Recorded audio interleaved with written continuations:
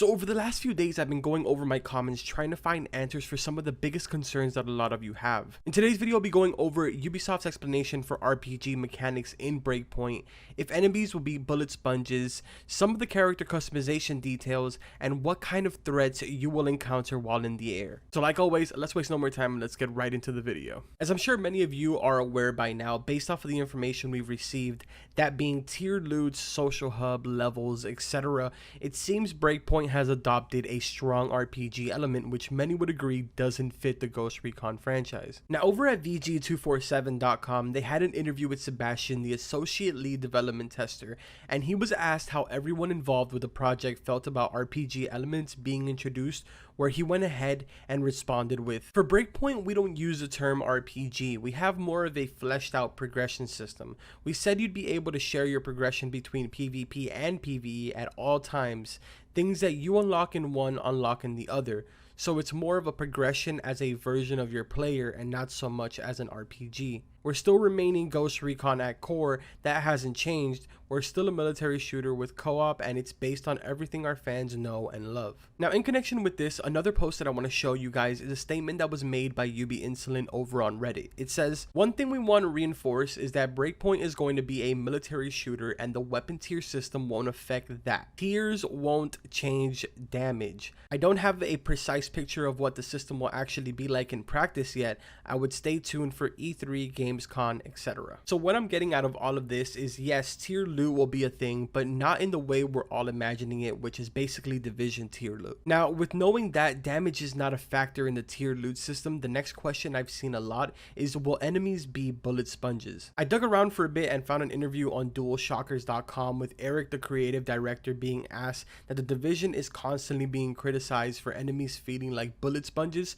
so how did they plan to counteract that in the game like this? Now the response to this was actually extremely helpful to understand what kind of system they're setting up here. I'm going to show you exactly right now what he had to say about this. So it was the very first day when we started to work on the progression system of the game. With this world, one bullet kills, which is a principle of the Ghost Recon franchise. So first, it was quite challenging to figure how we can bring a progression with raids and everything, the players, the loot, change equipment. We have a system that adapts to you so that the game always remains skill based. In the world, usually you'll have enemies at the same level as you and regions that are fixed levels of difficulty. When I say this, you also have a section of difficulty that you can choose at the beginning of the game, which can be changed anytime. So what I'm getting here is, yes, the core concept of the one bullet kill has stayed true within Breakpoint. Now of course, I would imagine that enemies that are wearing helmets and protective gear, I would assume that that is a completely different story. But anyways, moving on from that, the next thing that we're going to be talking about is going to be what kind of things we encounter in the air in Breakpoint. In Wildlands, one of the biggest nightmares were the SAM turrets.